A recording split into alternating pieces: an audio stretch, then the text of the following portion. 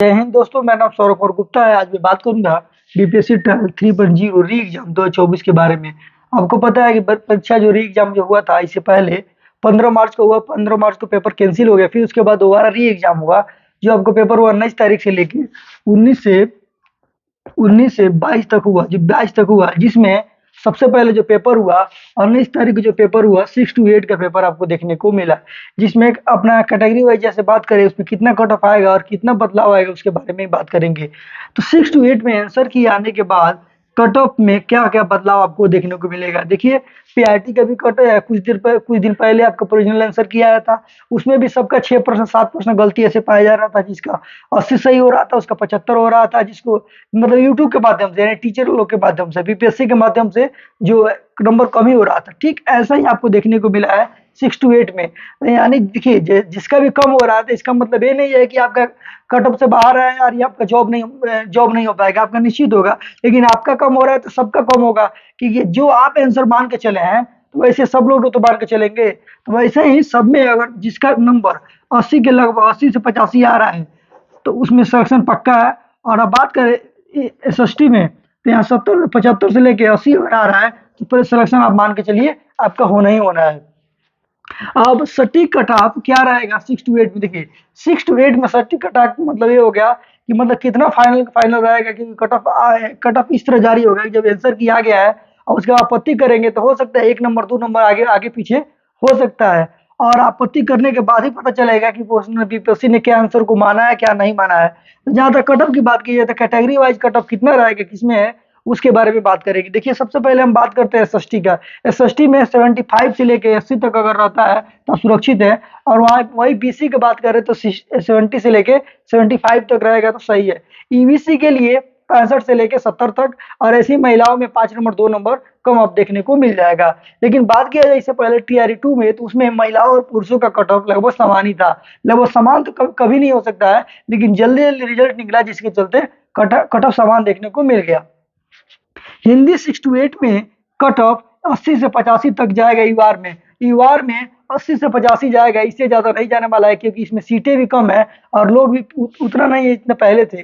लेकिन ठीक है, लेकिन सीटें कम है, कट ऑफ इतना हाई कैसे जाएगा। हाई तब जाता है कि जब पूरे पूरे यूआर का कट ऑफ बन रहा हो तब। इसमें कट ऑफ सबको कैटेगरी वाइज महिला पुरुष सबको मिला के बनाना है। तो यूआर का मान लीजिए बच्चा को अगर 95 प्लस किया हो तो क्या 95 प्लस कट ऑफ थोड़ा बन जाएगा। कट ऑफ बनेगा सबको मिला के। अगर कोई 95 पाया है, कोई 90 पाया है, कोई 80 पाया है, कोई 60 पाया है, तो सबको मिला के बनेगा। और आपको पता है एसएसटी और एससी में, एससी और एसटी में सब कट ऑफ आपको 20 नंबर कम देखने को मिलता है। जैसे जिसका सिलेक्शन अगर 85 हो गया, तो अगर एससी कैटेगरी में किसी का नंबर अगर 60 भी है और 60 है, तो अगर उसका कट ऑफ बन रहा है 62, तो 2 नंबर कम है भले है, लेकिन उस कैटेगरी में कोई लोग नहीं रहेगा तो उसको, कोई अभ्यर्थी नहीं रहेगा तो उसको उठा लिया जाएगा। ऐसा भी होता है। और बहुत लोग 9, 10 और 11, 12 में मैं देखा हूँ जो टीआरई 2 में जिनका सिलेक्शन हुआ है, जिसका 6 नंबर, जैसे 62 नंबर पर सिलेक्शन हुआ था और उनका नंबर आ रहा था 56 हिंदी में, और उनका नंबर आ रहा था 56, लेकिन 6 नंबर कम था, लेकिन उनके कैटेगरी में कोई था नहीं, तो ऐसे उनको ले लिया गया। तो ऐसे ही इसमें तो कोई देखने का ऐसा नहीं मिलेगा कि लिमिटेड सीटें, कम सीटें हैं और लोग ज्यादा हैं। तो इसमें ये भी हो सकता है कि आपका कट ऑफ 80 से 85 से ज्यादा नहीं जाएगा। मैक्सिमम बहुत होगा तो 85 जाएगा। 85 इसलिए जाएगा कि जल्दी जल्दी बीपीएससी ने एग्जाम कराया, और एग्जाम करा, फार्म तो बहुत पहले भर लिया, दोबारा इस सीटेट जो पास करने वाले अभ्यर्थी हैं वो फॉर्म को नहीं भर पाए। और ऐसे सेम हुआ, स्टेट में भी हुआ, सीटेट में हुआ, तो नए अभ्यर्थी तो आ नहीं पाए। 1 to 5 में हम मान सकते हैं कि काफी बच्चे आ गए, लेकिन 6 to 8 में लिमिटेड रहेंगे, इसलिए क्योंकि जल्दी जैसे दिसंबर में ज्वाइनिंग करा दिया, और दिसंबर में ज्वाइनिंग कराने के बाद जनवरी फॉर्म भरवाना शुरू कर दिया, तो लोग आएंगे कहाँ से, लिमिटेड ही रहेंगे ना। तो और बहुत ज्यादा अभ्यर्थी इसमें नहीं रहने वाला है। जिनका नंबर 6 to 8 में बहुत ज्यादा अंतर मिल रहा है, वो क्या कहते हैं, देखिए जिनका बहुत ज्यादा अंतर 6 या 7 नंबर का अगर अंतर मिल रहा है, वो अभी पेशेंस रखे और अपना रिजल्ट के वेट करे, फिर फाइनल आंसर की गए, पहले फाइनल आंसर की गए वेट करे, फिर रिजल्ट के वेट करे, उसके बाद ही कोई डिसाइड है। और देखिए, जिनका आंसर 70 से कम आ रहा है या 75 से कम आ रहा है, कैटेगरी वाइज में भी 70 आ रहा है तो सेफ है आप। लेकिन जिसका नंबर 70 से कम आ रहा है यूआर में, तो आप टीआरई 4 का तैयारी करना शुरू कर दे, क्योंकि समय बर्बाद करने की जरूरत नहीं है। उसको बार बार रिवीजन करे, उसके बाद से फायदा होगा। क्योंकि आपको पता है कि 6 to 8 में सीटें बहुत कम है और लोग बहुत ज़्यादा है, इसमें कट ऑफ हाई जाने के चांसेस है। इस बार क्वेश्चन लेवल भी थोड़ा सा अपग्रेड किया था, इसी के चलते इसमें कट ऑफ थोड़ा हाई जा सकता है।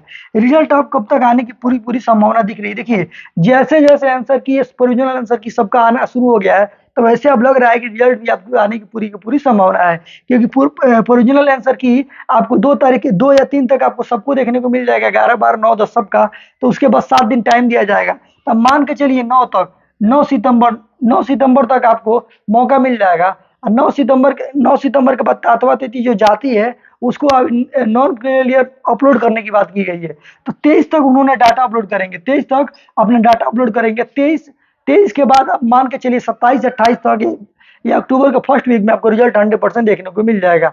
देखिए रिजल्ट देरी से मिलेगा तो आप लोग को कई चीज़ का फायदा है, ये आराम से रिजल्ट देखने को मिल रहा है, सही तरीके से सही गुणवत्ता के साथ आपको रिजल्ट मिलेगा, तो आपके रिजल्ट से संतुष्ट भी होंगे। अब वन कैंडिडेट वन रिजल्ट तो कभी देखने को मिल नहीं सकता है, और इस साफ तौर पर कहा गया है कि सबको अपना रिजल्ट देखने का मतलब किसमें किसका सिलेक्शन हुआ है वो सब देख सकता है, लेकिन वन कैंडिडेट वन रिजल्ट किसी भी कीमत पर नहीं होगा।